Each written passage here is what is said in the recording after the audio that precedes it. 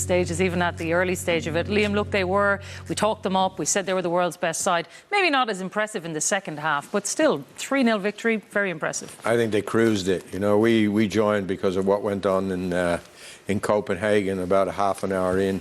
And I think Pat Fenton said in commentary that the Russians had started quite well. Well, you would expect that because they're playing at home. And in the second half, they did that as well. There was a bit of a reaction, but the Belgians weathered that mini storm, and then they just took over and just dictated the game, kept the ball. And, of course, Lukaku got another goal, which he took very well. Yeah, so an easy victory. Yeah, it was in the end. Let's take a look at those goals. Lukaku got 2 of them. This is his first one, Damien. Yeah, his 61st goal for his country, Jackie. Not a great ball when it does eventually come in from Mertens. You have to say, yes, it's awful defending from Semenov. Good finish from Lukaku. I still find it a strange rule. I think Tyrone Mings give a similar goal away for Aston Villa a couple of months ago in the Premier League. How he's not affecting play and then he comes alive, I don't know. Maybe it's something to look at. But listen, he finishes it well, and very, very, very poor defender from Semenov. Looks clumsy, and yeah, listen, I guess you have to punish him for it.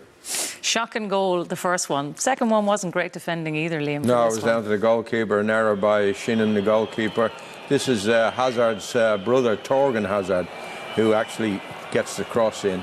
Belgium patient with their play. He whips it in, but the goalkeeper should do better than that. He shouldn't just parry it. Meunier has a simple tap in, albeit with his wrong foot, but he gets it in the corner, and you know, they just took over the game from then on.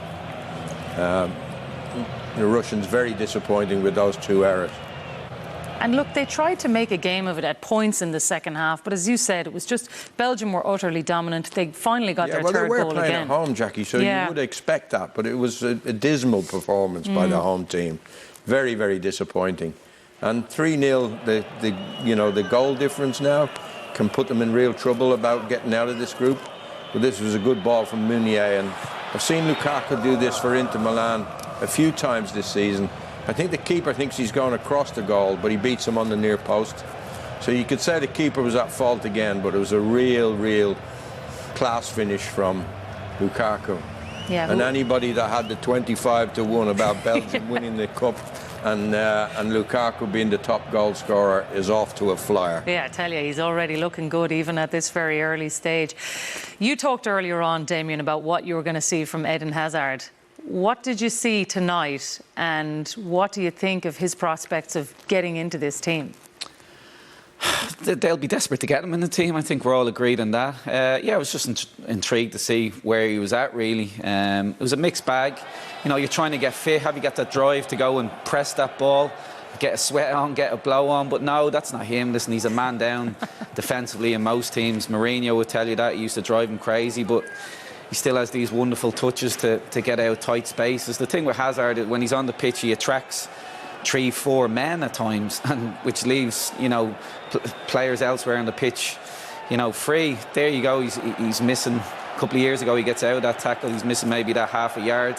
You know, I don't want to criticise him. The man is absolutely world class. He rightfully went to Real Madrid for an awful lot of money, and I want to see him back to his best, but it is worrying. He's 31 in January, but it's up to these guys. You know, the majority of kids, they don't, you know, watch football to watch defending or nice passing, what have you. It's these guys, Mbappe, Messi, Ronaldo and Hazard. It's him. You know, when we did the team of promoting the Euros, it was all about creating the future. It's up to the likes of Hazard to create the future, get kids on the street, inspiring a generation. And for me, he's still a while off from doing that. So it's worrying. You know, 3-4 weeks, is he going to get back to that level? We'll soon see. You think they're going to need him at that level, though, given just the injuries they're carrying, everything else that's going on? They're going to need him. Absolutely, to be champions. And obviously De Bruyne, and we're not sure where he's at recovery-wise as well. So they're 2 of the best players in the world. I would think De Bruyne is more important to Belgium than Hazard at the moment. Yeah. Hazard had a long, hard year at Real Madrid, whereas De Bruyne has been outstanding for Manchester City.